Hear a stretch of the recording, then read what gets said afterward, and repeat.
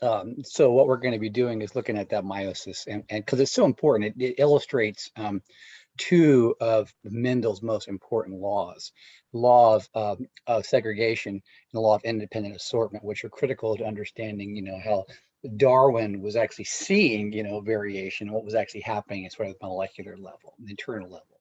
So let me do a screen share of that. It's a pretty short PowerPoint. I've only have like 17 slides on here. So we'll go through it and all right. So, ultimately, when we're talking about, meiosis, we're talking about division of primary sex cells, not your body cells. So your body cells, the ones inside your body that are just yours, you can't pass on to future generations, are called, somatic cells. Those are the body cells. And somatic cells of the body also have to divide. And you have to keep dividing your cells throughout your life until they decide to stop and then you die. But when they do divide, the process is quite similar to meiosis, division of sexual cells. But the end product is different. So the end product of the division of somatic cells are, reproductions of the same cells that go on and do the same job. And that also means they have a full complement of the same DNA they began with. However, even with the division of what we call your somatic cells by the process of mitosis, every time those cells do divide, DNA is replicated and changes are placed in that DNA, just mistakes are made. Thus, as you go through your life and your cells are dividing, you will have changes in those that weren't there at the beginning of your life. And on average, 30 to 40 mistakes are made every time the DNA divides from one cell to the other. So if you have maybe a few hundred different replications, during your life, you may end up with 2,000 to 3,000 genetic mistakes or genetic mutations in your DNA at the end of your life that weren't there at the beginning of your life. And again, those things construct you as a different person. So when people get older, you say they look at different, they may act different, they may think differently. Well, heck, they are genetically different. I am not the same person genetically I used to be at the age of 20. I mean, life is not only because of our cultural backgrounds, a target for us for his identity and self, but so our own genetics. So life will force its change is hand upon you for change no matter what you do. Okay? But to get those changes placed in future generations, we have to do it by the process of mitosis, and that's just the division of sex cells. So for males, they are either in the testes, or for women, they're in the ovaries. For males, the production of gametes is a lifelong process. And for females, it is not. It's completed by the time they're 13 months old. And all of their gametes are loaded within fallopian tubes. And when they reach sexual maturity, then they come down, one every month until they're expired and the woman goes into menopause. Okay. But the production of those gametes for both sexes is actually quite similar, almost identical to the very last process. So we're looking at something ubiquitous, nothing we have to memorize separately between the biological sexes.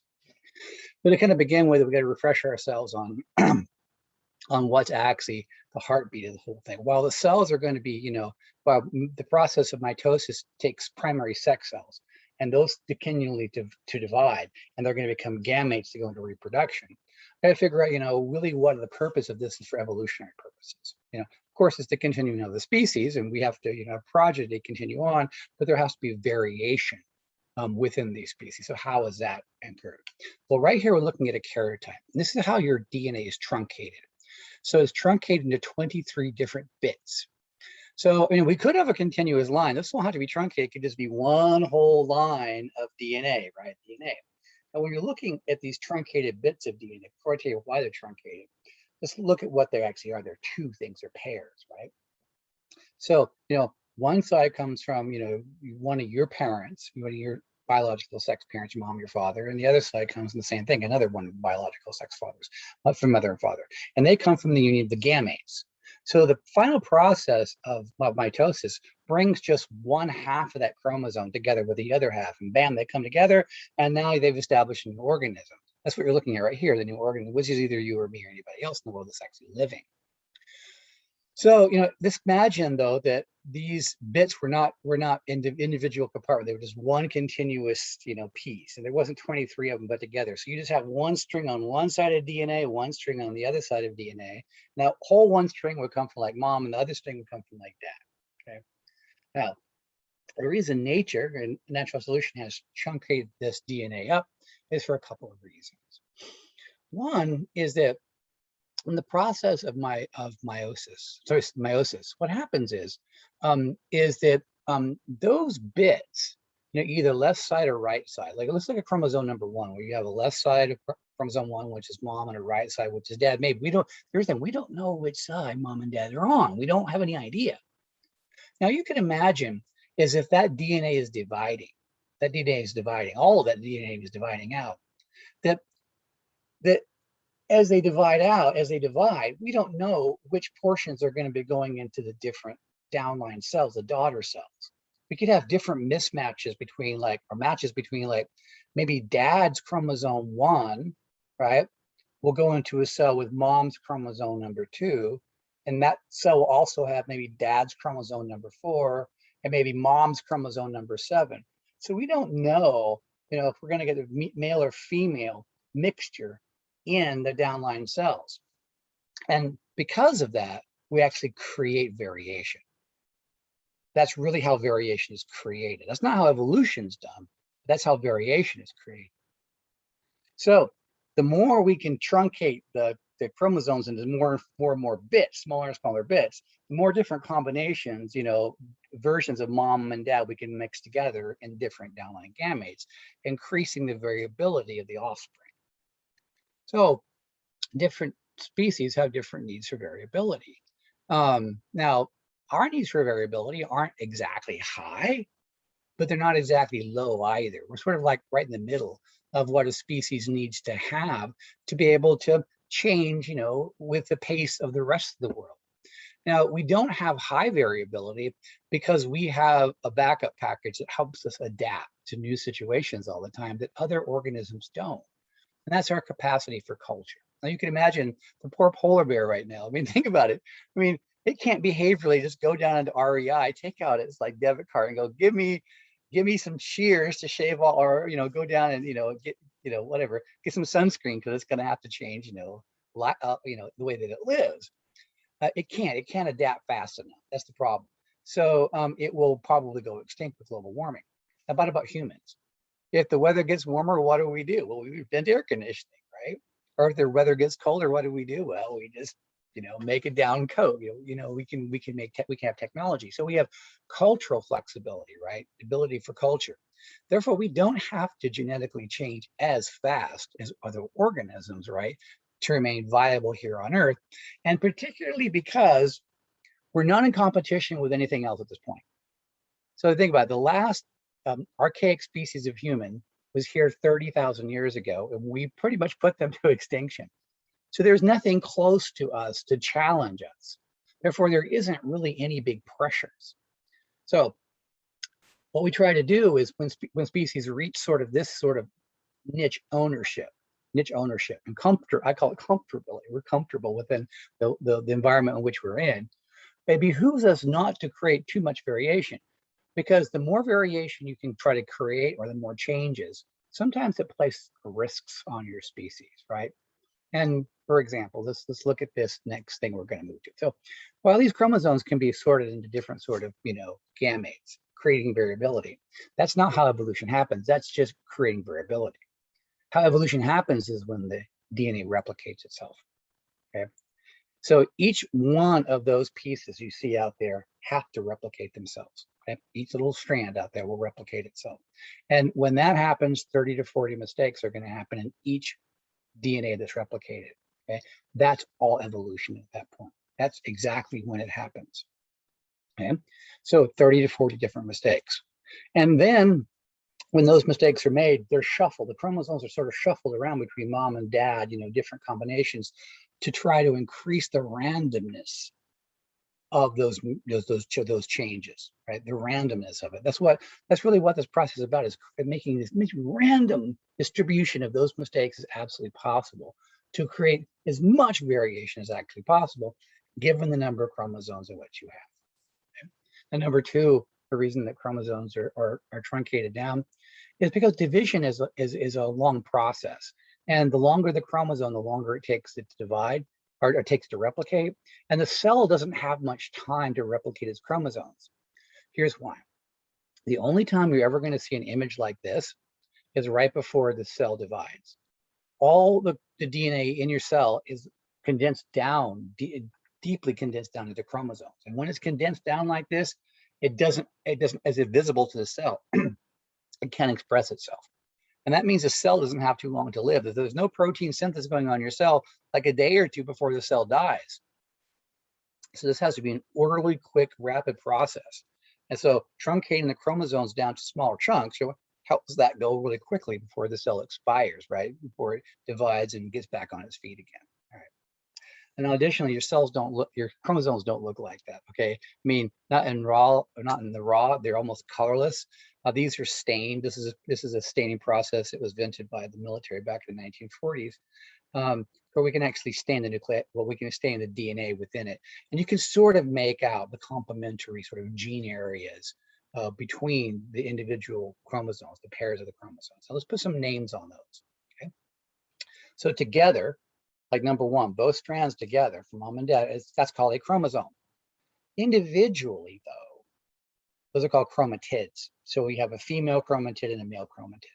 Okay? And I think that's a useful designation. So we're going to say, look at the chromatids that make up the chromosome. Okay? So say that to yourself.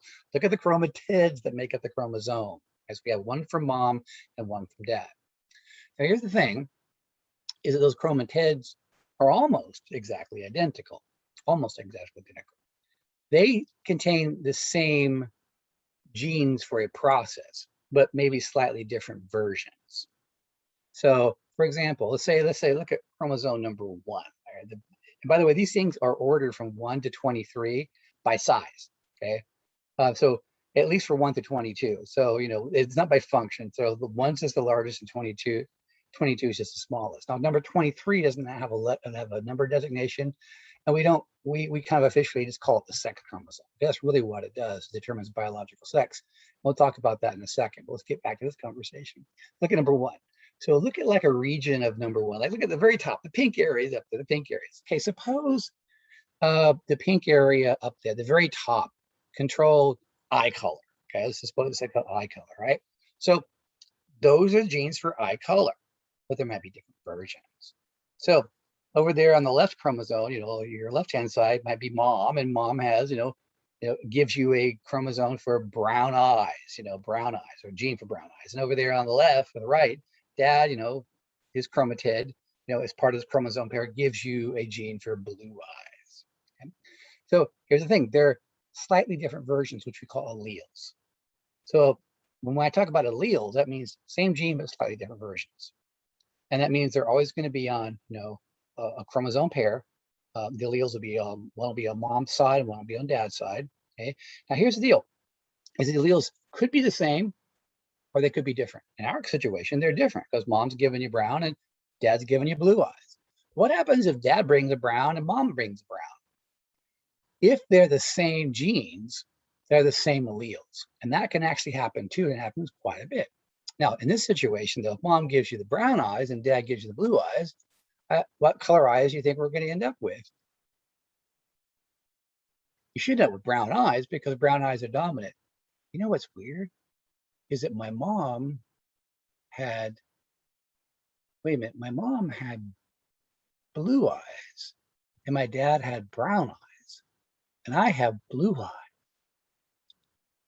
When I think about it, I don't know why the milkman kept sending me Christmas gifts all my life. I think I kind of figured it out now. Maybe. Let's think about this. Well, first of all, when I talked about that, how could, like, say that if my mother had brown eyes and my father had blue eyes, what color eyes should I have? I should have brown eyes. And here's the reason why. When we talk about 2 different alleles, there's also a system of dominance and recessivity here, which means that sometimes one of the alleles will be dominant. It will express itself over the other allele on the other gene. Okay, in this case, if mom had brown eyes and dad had blue eyes, I should technically have brown eyes because brown eyes is dominant. Okay? Now, there's other situations that can happen too. So if mom gives me a brown eyes and dad gives me a brown eyes, which can happen, now, of course, I'm going to have brown eyes because I am, both those are dominant genes. There's something else that can happen here too. What if mom gives me a blue eye and dad gives me a blue eye, there's genes for the alleles for those around there, I will have blue eyes. The only time that I can have a condition, which we call recessive, the one that's not dominant, is if both alleles are present. So for blue-eyed people, you have to have both recessive alleles present on each one of the chromatids to get the chromosome pair for you to get blue eyes. Now, again, that's what, sorry, I should put a technical term on this. That's what we refer to as a homozygous situation. Homo, same, zygous. Zygous would be the same reproductive end, right? Same reproductive end when this happens. Now, if I have two recessive genes like blue, right, I'm going to have blue eyes. Because they're recessive, we want to use the term homozygous recessive. That's very important, homozygous recessive. Now, if they're dominant, let's say mom gave me a brown eye and dad gave me brown eye allele versions, right? They'd be the same, so they're homozygous, but because they're dominant, we want to say homozygous dominant. So we've got two possible conditions, homozygous recessive and homozygous dominant. Now there's a third, and that's the original situation I started out with, where mom's has the brown eyes and dad gave me the blue-eyed allele, right? Brown eye allele and blue eye allele. One's dominant and one's recessive. Of course, the dominant's going to express itself. But because there's two different ones, we call that heterozygous. Okay, so hetero, different outcomes. Different together produces a different outcome. So heterozygous condition. So there's three things you can get: homozygous dominant, homozygous recessive, and heterozygous. Okay? All right. And that's for every single allele. It's on all of those genes. And by the way, you have about 23,500 protein coding genes that build you. So for all those chromatids out there, they have their genes of alleles of each other, versions. They can be the same, or they can be different. And they can be dominant or recessive to each other for all 23 different chromosomes. Well, actually 22 different chromosomes. Now we're going to get to number 23. Now, if you notice 23, they're not the same chromosomes.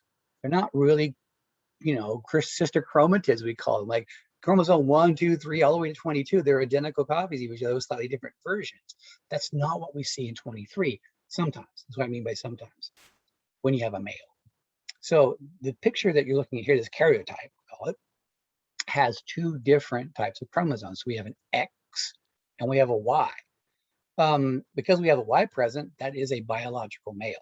Now, if there were two X's, and the X's would look exactly the same, we have a biological female. Now, for if you have two X's together, they're really homologous chromosomes. They're really sister chromatids that may have slightly different versions of the same gene on them. That's what women get. They get that. Not with males. We just get one X with no complementary X, with just a little extra Y that tells the X chromosome to program a few extra parts to make us males. And it's true. So males are just barely differentiated females. And life began as asexual reproduction. Everything was female. Everything was female. It's just you don't get a lot of variation out of self-fertilization. It's tough to get it. It doesn't give you enough variation, especially in a competitive world as species begin to increase. So you have to create the male part, all right, that has to evolve. And that male part is just to increase variation within the species. That's the only reason males are here. I don't know, people think males protect females. Crap, females do not need protecting. They're just fine the way they are. People say there's the bullshit because we cannot be barely differentiated females. Because I see myself as male. That's what culture gets you to do. If you don't believe me, take off your shirt and ask yourself, what the hell are these things doing? Right? What are my teats doing right here? Right? That just shows you that you are just a barely differentiated female. Some things are shut down and some things are turned on. And that little teeny Y does it for you. But the most of you isn't that X. Now, what else is interesting about this, though, is that with males, we don't have a choice. We have to use a lot of the chromosomes which are on the X. We do, which means we don't have an alternative X. We have to deal with whatever genes are given to us by that one X. There isn't a system of dominance and recessivity. So whatever's there, if it's a recessive gene on X, then we have to use it. If it's a dominant gene on X, then we have to use it. Not so with females. When females have two X's, they can choose. I mean, the body will choose. If like there's a dominant, allele on one and a recessive on the other, this dominant will be working and the recessive won't, not with males. So we're obligated to use whatever gene is on the X. So if it's a nasty recessive gene that has no complementary dominant, like one that causes a disease, males are going to get the disease. Females will probably escape it because they will have a dominant healthy version of the gene on the other X. But we're not given that X. So that's why we refer to sometimes these genetic orders that males get that females don't get as X-linked disorders, right? Or sex-linked disorders, because they're linked to problems on the X chromosome in which we do not have a healthier, more dominant copy on another X. We don't have one within our genome. So let you be aware of that. And we'll be looking at some of these disorders coming up a little bit later in the class. Right? Okay. So here's our system I talked about before, a little bit more in a cartoon sort of, abstract sort of drawing about, homozygous versus heterozygous. So you can get a homozygous, dominant, homozygous recessive, and heterozygous condition. Of course, we see little bits like that. That's just like one little bar is just like one of, probably 2,000 different genes that's just sitting on chromosome number one. Chromosome number one's pretty big chromosome. So the two chromatids have, 2,000 individual, almost identical alleles, but maybe slightly different versions on each one. And if you pair them together like this bit by bit, you can always see there will be either homozygous or heterozygous. All right. So, down to the actual process of how do all this DNA, get copied and then moved into new cells and going into reproduction. Now, so we're going to be looking chiefly here at meiosis. And of course, the mitosis part is interesting. If you're a biologist, you want to follow cells of the body, which is all great, but those cells have nothing to do with evolution. So we're not going to look at mitosis. And additionally, one of the reasons we're not either is because the biologists truncate these things down into, phases. The cell goes to this phase, and this phase, and this phase, and this phase, and this phase, and this phase.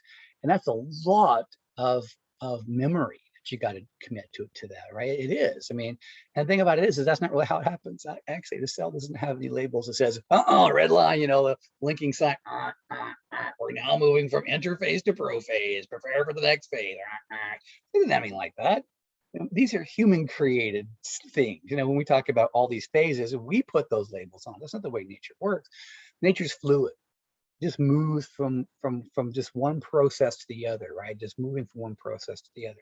So we're going to forget the idea of these phases because they're really not going to be helpful. I think they've done more harm in students wanting to do this for a living than anything else. What we want to think about and what's under meiosis here are processes, right? So what's the process going on? And how are these processes lending variation, into down lineages? So let's pay attention to what's happening in meiosis. So there are principally 5 things that we got to pay attention to. First is called tetrad formation. The second is called crossing over. Third is called recombination. Fourth is reductive division. And the last is the second reductive division. Okay, so we can hold that in our mind that we need to have definitions for 5 different things here. We'll do this fantastic on a quiz and sort of get what's going on. So 5 things.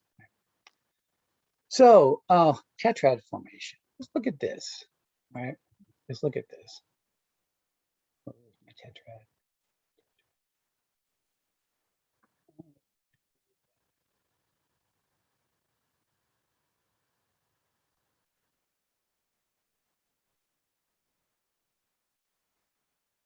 Okay. Let's have a look at what's going on here as the cell begins to go through division. And I'll back up for a couple of cells in a second. This is the one we want to start out with. All right. So, at the beginning of this whole process, and if you want to put some technical terms, like when your cells is normally living and nothing, is really going on, it's not, there's no phase that it's in. It's just sort of in a life phase.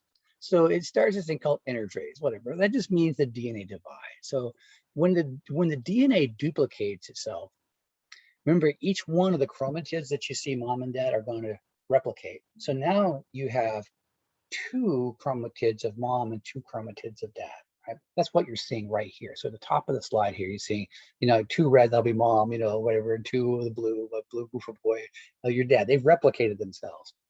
Now, if you notice, you now have twice as much DNA in the cell as you're supposed to have. Okay, remember, we're only supposed to have, 1 copy of each. 1 copy, 1 chromatid from each parent for each chromosome. Now, that situation we call diploid. That's a technical term I want to think about, diploid. That's a normal cell, right? One chromatid from each parent for all 23 chromosomes. We're diploid. Great. We're a living, healthy organism. Anytime you have more DNA than that, the cell is not going to last for very long, right? None of that stuff can be expressed. Your cell will go haywire.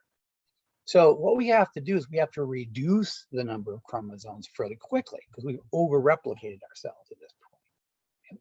But we over-replicated ourselves for a reason, okay? First reason, all evolution happens right there at the very top when the DNA has replicated itself. That's it, okay? That's it. That's where all evolution happens because that's when the mistakes, the copying errors are made. And roughly 30 to 40 different mistakes, okay? The rest of the entire process here is just randomizing those mistakes throughout the system, okay? Here's the first step in that randomization.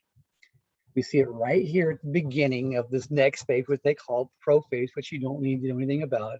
We see a smooth process. We've replicated, and now what happens is the top chromosomes tie themselves off right in the middle, right smack dead in the middle, and they pair the arms up, allele per allele, all the way to the top. They're exact distance for each other. And then the arms are moved around each other. They are. The chromosome arms out there will touch each other. They'll touch each other exactly where the pairing allele is. So if there's blue eye, there's eye color right here, they'll just touch each other. And there's a chance that enzymes will go to work and take the allele from the mom chromosome and put it in the dad chromosome. Then take that allele from the dad chromosome and put the mom chromosome. They will switch position, mechanically removed, excised, and switched. And we refer to this as crossing over, crossing over. There's other terms that you might read. If you see the word synapsis, that's also a term that we use too. I prefer crossing over because it gives you a mental image of really what's going on. The genes are crossing over, the arms are crossing over too. Okay.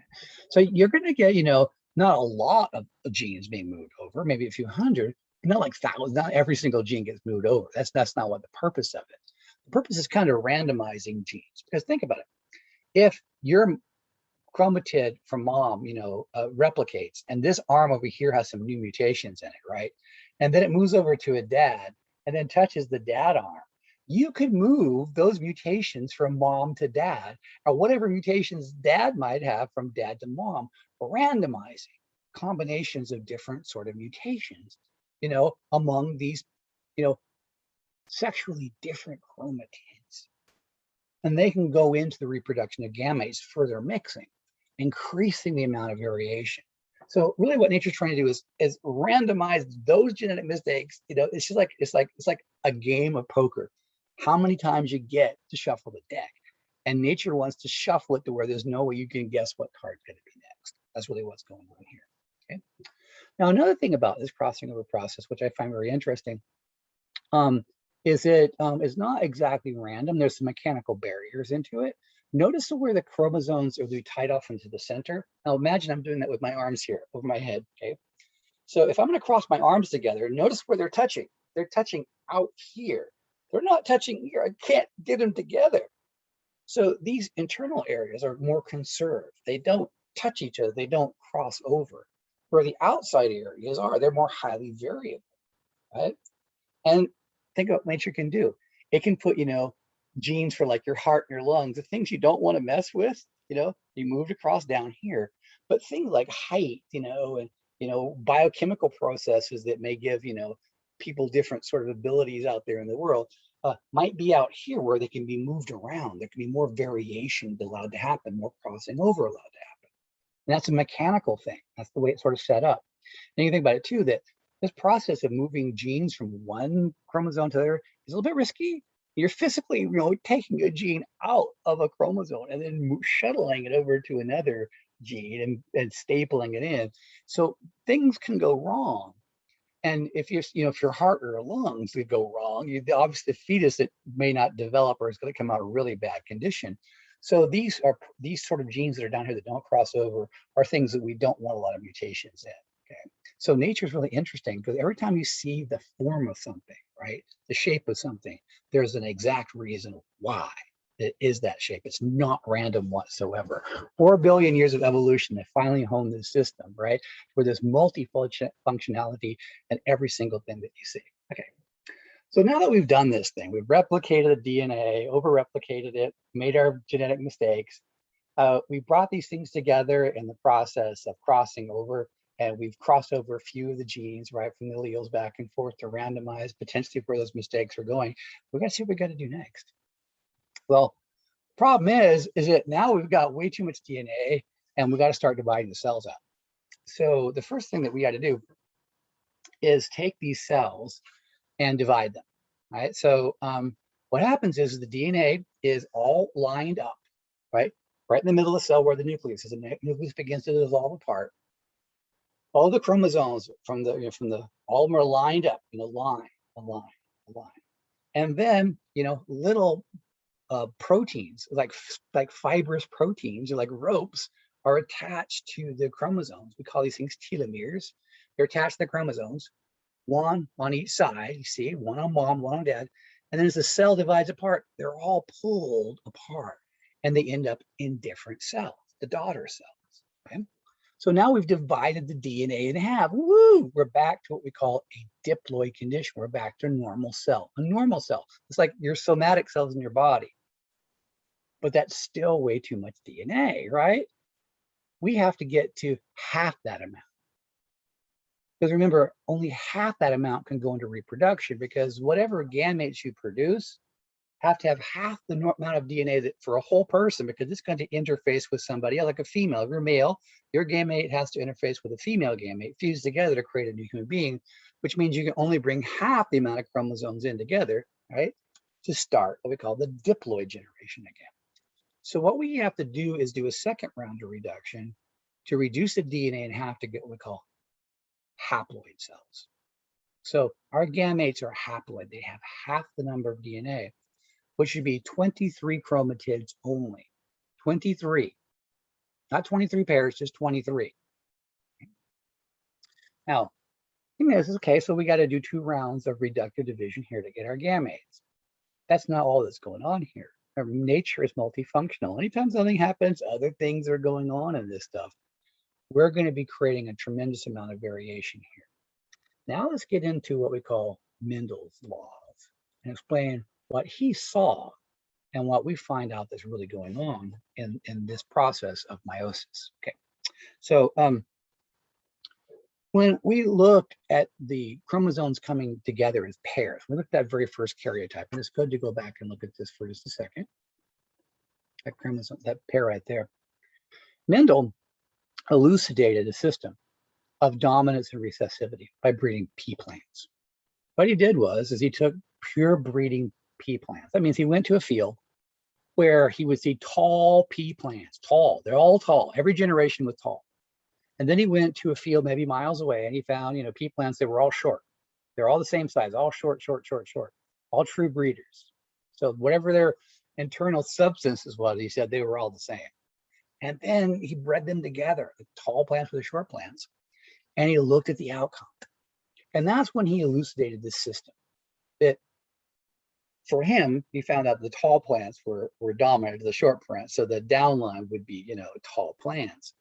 But he also found out putting different combinations together elucidated a system of dominance and recessivity, and that dominance and recessivity was located on 2 unit factors. He never saw a chromosome. This was way before light microscope, and he was very responsible. He says, I'm just going to call these things unit factors until somebody actually sees them. And somebody actually saw them in 1902, a guy by the name of Walter Sutton at Columbia University, using a brand new high-power light microscope. And he was able to see them and say, okay, now that I've seen them, I'm going to call them chromosomes. Okay. But Mendel said, he didn't saw them, but he said there has to be 2 unit factors. And these unit factors, some will be carrying dominant genes and some will be carrying recessive genes. Okay. So that is also one of Mendel's postulates. Okay, one of Mendel's postulates. It's called his law of segregation. I know they sound kind of disconnected, but law of segregation means this, that for a progeny, originally, his genome, the things that went into your and I sort of coming together, were segregated among 2 different parents. that they were segregated out as gametes. And those gametes would come back together with sexual union, okay? But in that law of segregation, segregation means equal chances to come together to produce something different. And then you would go on to produce something in your body, which would cause segregation to happen again, which is you produce gametes. So that's what segregation is, but you need to add the dominance and recessivity to it too. So segregation as a term doesn't cover that, but I want you to hold that mentally. Now, when we get back to the next process, this next law is extremely important. It happens right here when the cells divide for the very first time. And it's called his law of independent assortment. Here's what we mean. So here's this diagram shows two possibilities. Let's focus on the possibilities that are happening here.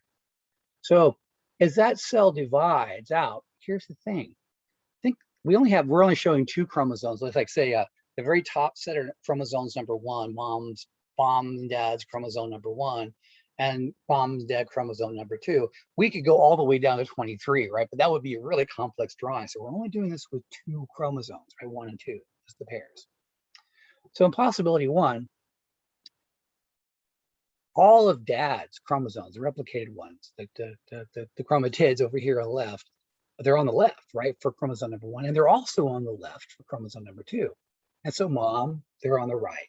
So when that cell divides, we have two daughter cells with nothing but dad's chromosomes 1 and 2, and on the left, and nothing but mom's chromosomes 1 and 2 on the right.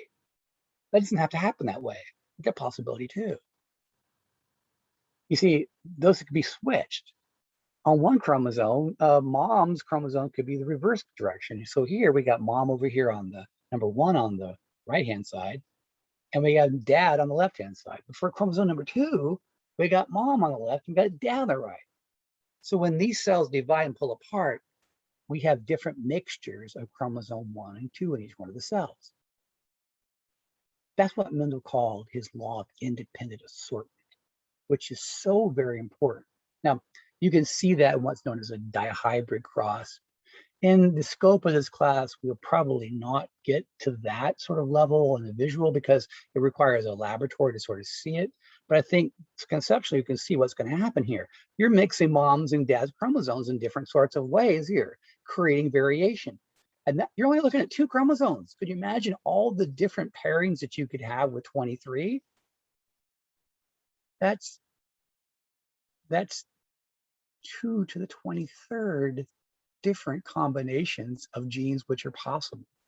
You know how huge a number that's over 8,300,000 different combinations of chromosomes that you can have with just 23 chromosomes. If you had 40 chromosomes or double that amount, now you would have massive amounts of different variation that will be happening in all these gametes, all these different combinations of mom and dad's different chromosomes. Remember, all of those have gone through replication before that and crossing over, right? Injecting all sorts of genetic changes that are rapidly mixed into all those different combinations. That we now pretty much understand the odds of the same gamete, the same U being produced, right? The same gamete would be 1 times 10 to the 23rd. I don't know if you know how big a number that is. That's about how many atoms there are in the universe. So whatever you are as an individual, you're absolutely and completely unique. There will never, ever be another one of you as long as you shall live. Absolutely unique. Yet. So people say, I want to be different. I want to be unique, you know, throwing on a bunch of clothes and acting like an idiot, you know, trying to be different. It's not going to make you unique or special. It's in the bone. It's already there, and you already are unique and special. And if these people would understand their own biology, they would quit looking for some sort of behavioral niche to fit in and realize they already got it, right? It's already here. Okay. So that is one of the most important laws that Mendel came up with, because it really does show how variation is created. And that's what Darwin would have loved this. He would have finally figured out, how is it that variation is put together? Through segregation, right? And independent assortment. These two laws that happen right here in the process of meiosis. Everything happens right here. Is where all the evolutionary action is right here. Okay. So what do you end up with? Well, you end up with 4 cells, right? Because we have to do 2 reductive divisions to create these haploid cells. And all those gametes are completely, totally different. All those little combinations that we've got, Right. Now, there are going to be some in-run differences between males and females. Let's have a look at what those differences are. All right. So here we have outcomes, male versus female. So for males, we call it spermogenesis, and for females, we call it oogenesis. For males, it goes on throughout your entire life. That's the way it goes. All the way to the day you die, you're going to be, your sex cells are going to be, you know, going from this diploid sex cell, and it's constantly dividing and dividing and dividing all the way out to produce 4 haploid, you know, gametes, which are completely unique. They're packaged into sperm and they go into reproduction. Females, different. You know, everything's done by the time female's 13, you know, months old, which means their gametes have to be very healthy. They got to last for a long period of time. So what the body does is there's at the end run, we have 4 gametes that are supposed to be produced. Actually, only one of them becomes actively fit and healthy. It's the only one that goes into reproduction. 3 of them are sort of like minimized. In fact, during the division process, early on at the meiosis one is kind of chosen already. So it gets everything. It gets all the luscious stuff. It gets all the organelles, lots of mitochondria. It gets everything, all the good stuff, nutrients in it. And the other 3s are sort of depleted. And they're depleted, and then they're put out of business because proteins will block off all their chromosomes, and they're called polar bodies. They're just sort of down. They don't do anything. So you only end up with like one thing, which we call the egg. That's it. So only 1 out of 4 gametes goes into reproduction. Now here, what you're going to think about it is that, so which biological sex is actually responsible for more variation in our species? Yes, males, we won this one. Woo, look, right? Females are only going to produce 1 gamete, right? When they had possibly a 4, only 1 goes into it, but males constantly, those 4 mates are being pumped out there, right? So more variation by the males, right? Okay, now what's the offset for the females? Well, here's the deal. In spermogenesis, the type of DNA that's being packaged in the sperms are nuclear DNA, okay? All the DNA within your nucleus. Well, here's the thing. There's more DNA in you, in your cells, than just the nucleus, than it exists in one other place. And that's in your mitochondria. So remember the mitochondrial little things that produce the power for your cell I talked about? You know, how we became eukaryotic cells was that about 1.5 billion years ago, there were only 2 domains of life. It was kind of boring out there, single cell world, right? 2 domains, and they're all single cell organisms.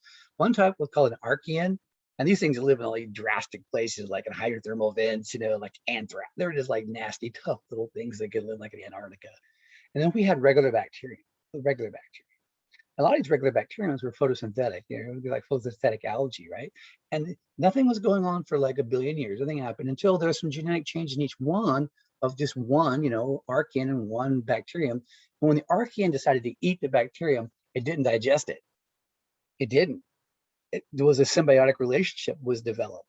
And the archaean was able to harness the energy this bacterium was putting out, right? And which gave it a huge advantage, right? And another ability to start living in larger colonies to produce complex multicellular animals like ourselves, right? But when that archaean ate that bacterium, the bacterium had its own separate DNA. It's separate from the archaean's DNA. When that bacteria was phagocytized or eaten through other processes of evolution, it was minimized in its function. It no longer became just a free living bacteria. It became a part of the organelle of our cell, which we call the mitochondria. It is now just the energy producing part of our cell, right? With separate DNA. All right. Now, that separate DNA does not get packaged from the males. It doesn't. It's only the females. When that egg is being produced, that's where all the mitochondria is. Thus, for males, for biological males, we inherit all of our mitochondrial DNA from females. All of it, every bit of it. We don't take any of it with us, which is interesting. So any changes that happen in our mitochondrial DNA have happened to females during our lives. So we inherit that part. So in other words, they place that variability back on the market, right? That's where they get their more variability back into it, because all the genetic changes, the mitochondrial DNA come on their end, right? We have a little bit bigger balance with the nuclear DNA on our end, but it does balance itself out. Now, Something else we can read about this, I think we should talk about before we go here today, is behavior that can come out of this whole system. It's really interesting. It's about behavior, like human behavior. Yeah, animal behavior can come out of this system. Here's the deal. When we look at these two systems that are happening here, we reduce them down like this. We have to figure out which one, has more, biological competency, reproductive fitness, we call this stuff. And fitness just means the ability to spread genes more continuous. Well, males do. We can spread our genes far more continuously than males do. So we have a higher reproductive fitness or higher reproductive capacity. Okay? So to prove it, let's think about it. Females, one, you're not reproductively fertile all month long, right? Nope, you're down a week. Okay? When you're pregnant, you're out of that window for 10 months to 11 months to or even a year. You're done, right? And also you're gonna hit menopause at about 47 to 50, and then you're done too. What about males? Nope, all month long, never stop. Females pregnant, keep going. Females hit 50 in menopause, nope, males to the day they die. So we have a higher reproductive capacity to be able to spread genes more continuously. Thus, in general, through all species, males have to compete for females and not the other way around, right? And there's some cultural differences that can change humans in certain groups, but overall, males will always have to compete for females. And you can see that in the animal kingdom. Like, if you look at birds, which are the more colorful birds out there that you see? Are they the male birds or the female bird? They call it tom turkey for a reason, right? Look at all the colors, the displays, right? The flash that males have to go through to actually stimulate females, and they don't have to, simply because they're the ones always being sought after. And it all stems right back down to this simple system you see here, which you can read right in the process. So you can actually look at the process and sort of even think about what behavior should be, and then look on the outside world and the way that it goes into action, and there it is. Okay, all right. So again, haploid meets haploid to produce new diploid. That's really what our generation of humans is. That's a human generation life cycle. In fact, all mammals are. We just move from a diploid condition to a haploid, from a haploid to a diploid. That's all you're doing. And this really reflects Darwin's, law of segregation. We go from haploid to diploid to haploid to diploid, haploid to diploid, on and on and on and on and on and on and on. All right. Okay.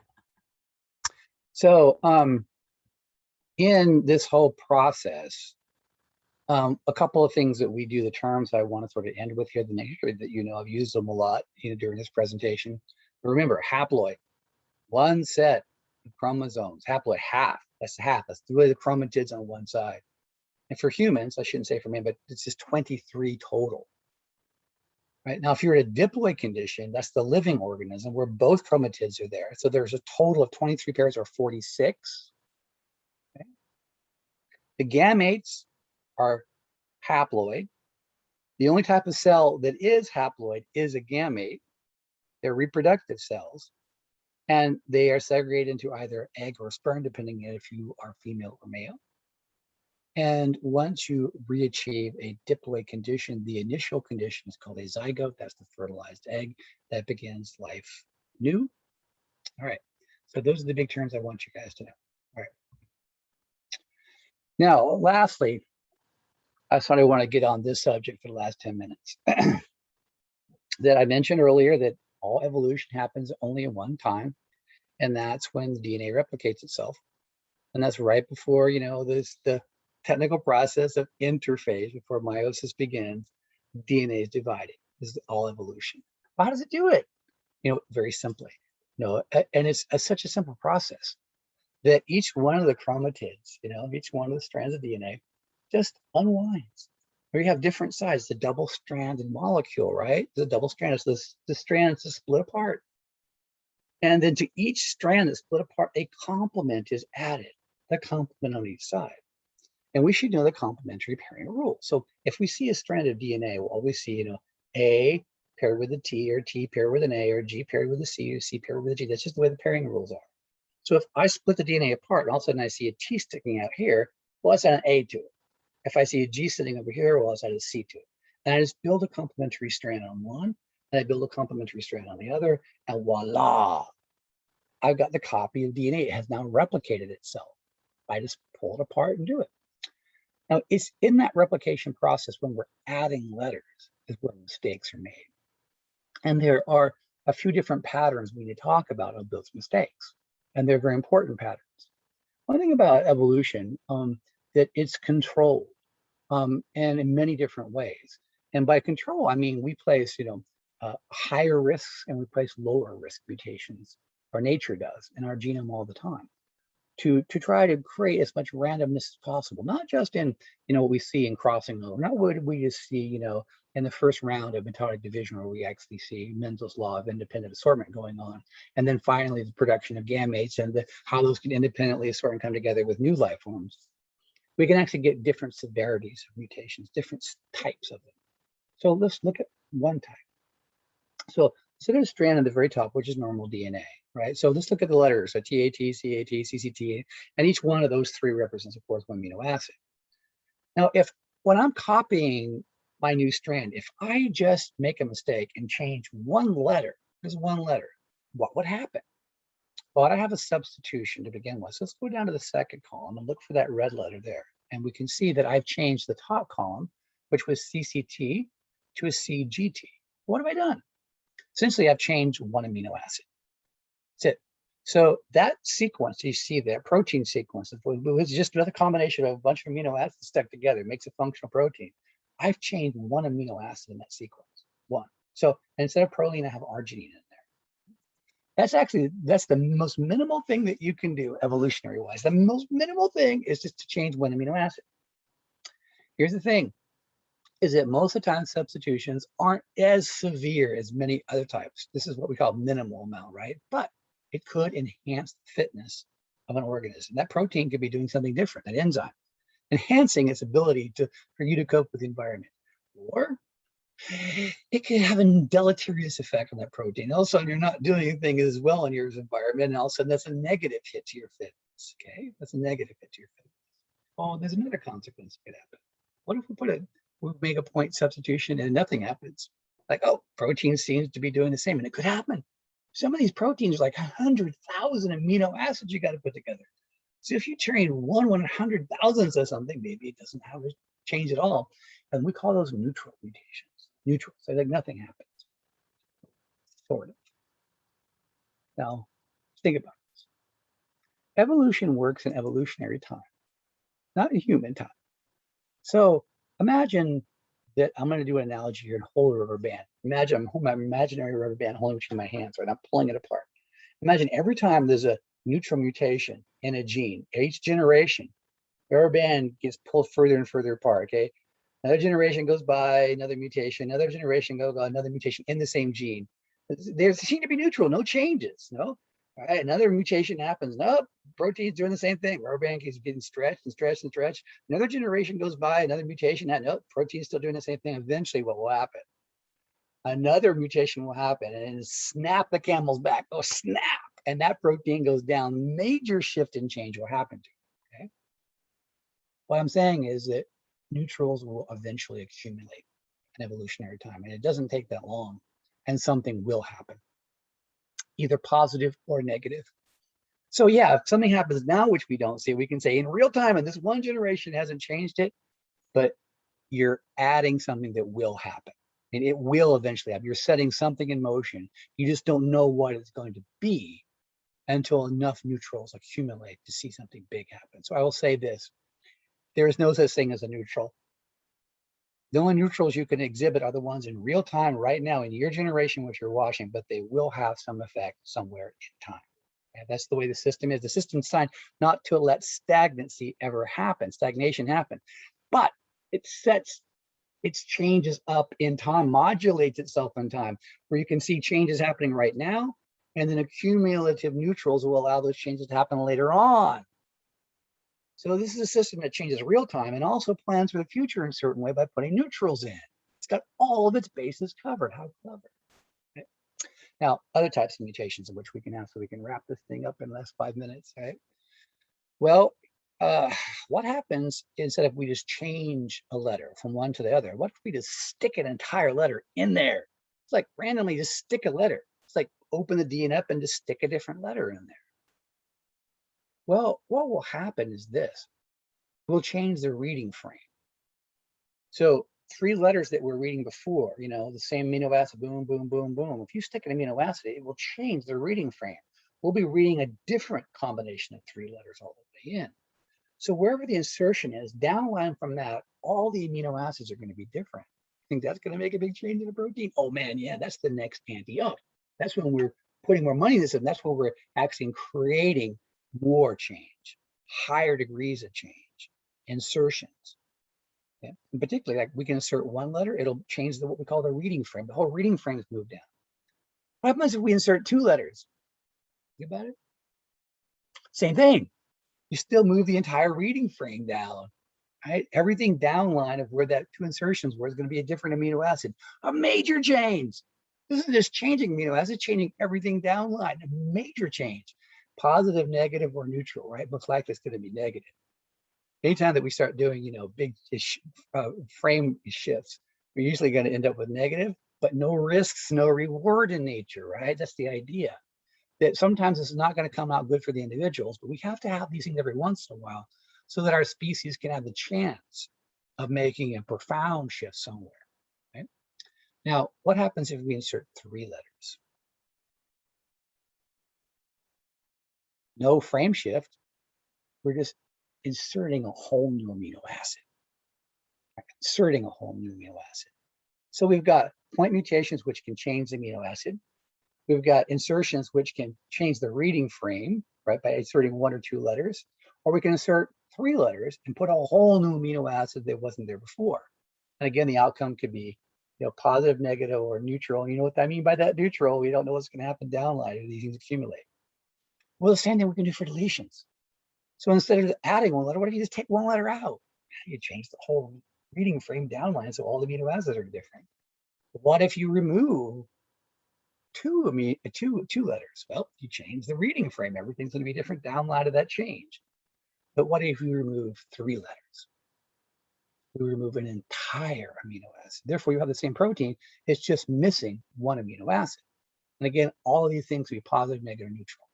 In general, though, minimal amounts of changes, the least amounts of variation changes are going to happen with substitutions, a single point. Next levels are when you're actually adding entire amino acid or removing an entire amino acid by changing 3 letters. That's the next point. But when it gets really severe is either an insertion or deletion that adds 1 or 2 different letters. And that way, nature can control the types of mutations that have in the severities, right? And which we can see that produces all the variation around us. All right. So that's what much as I wanted to talk a lot about mutations today. Later on, we'll be talking about the type of mutations that we do see that have caused major shifts and transitions. What you have seen already is in the movie Your Inner Fish. Remember Kamani, when Sonic Hedgehog, that one gene that was changed that gave Kamani 6 fingers? That is a change in what we call a regulatory gene. And it just that gene just broadcasted a different signal out to the rest of the system. And remember, that system is a 3-level hierarchy, which we looked at before. So by varying the type of mutations that can exist in all the different hierarchies of genetic regulation, where it's the top level regulatory gene or in the switch genes or the bottom structural genes, can give an incredible amount of complexity, right, to variation, which we see in organisms. And the more organisms you have in the species, the greater likelihood that one of those individuals will receive some of these combinations to allow it to make major shifts and changes to occupy new niches or dominate the one which is in. Of course, the downline about that is that the risks are very high, particularly with insertions and deletions, and we do risk individuals, right, for even reproductive development. Usually they'll stop in utero, and that's what happens. Women don't realize that up to 30% of all pregnancies end up in stillbirths or in spontaneous, abortion, or simply because it goes wrong in the developmental process. You end up with a protein that's not doing the job it's supposed to be doing, in utero, and then you just have a spontaneous abortion, and it happens actually quite frequently. These are the risks nature actually takes all the time with all the species out there. All right, so I wanted to conclude with that today, and I did it exactly 1 hour. Did it sink in a little bit, Nico? What do you think? Yeah, I got it. I mean, I don't know. This is pretty interesting. It's I mean, for the most part, it's like straightforward. It's just kind of crazy to hear all the like different combinations and things like that. Oh yeah, I mean, think it is all the different possible combinations that can happen and all the different levels of DNA. And one thing that even is I didn't even mention is the contribution by viruses. Oh. Oh, and viruses insert their own RNA and DNA in your genome, and they take over your cell. And as your cell reproduces and does it, makes viral proteins, which will kill the cell. But if a virus attacks your sex cell and it doesn't kill the cell, that means the DNA of the virus inserted will be replicated into your progeny. And those Hmm. proteins can be used by your progeny either for positive, negative, or neutral. See? So do you think like okay, so like COVID, right? Yeah. Coronavirus. Do you think it'll like impact the future? Oh yeah, they always do. There's a film called Humans and Paleoviruses. If Mm-hmm. I don't have it on the website already, I'm going to put it on for extra credit. So Okay. paleoviruses have been a big influence on our genome and our evolution, and we can find them. We've hunted through to find where these things are and what proteins they're producing now that we're actually utilizing. Yeah. They're also big sources of cancers. So they actually produce Hmm. proteins that actually trigger anti-tumor cells that stop your tumor cells from. They stop your cells from producing anti-tumor proteins. So causes of cancer have been linked to viral DNA. Yeah. Interesting. Okay. All right. Hey, I'll check it out then. Yeah, I get very excited about this stuff. It's really very interesting. Right. Hey, thanks for tuning in today, and I'll catch you later on. Okay. Of course. Have a good day. Thank You too. you. Bye bye. Bye.